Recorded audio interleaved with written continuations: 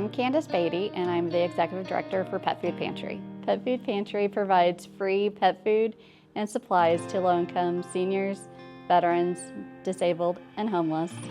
So Pet Food Pantry will also provide free pet food to those in the community who don't meet our program.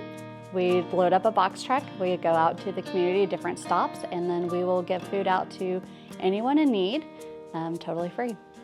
Check presentation today will help fund pet food. We'll be able to buy enough food to help about 4,400 pets that will be fed here in central Oklahoma. So for volunteers, we have multiple options. We can use volunteers to help repackage food. We can use volunteers to help sort donations as they come in. We can use volunteers to help deliver the food to those in need, as well as to come to those community outreaches and help serve those in the community. Tavor Cares is essential to helping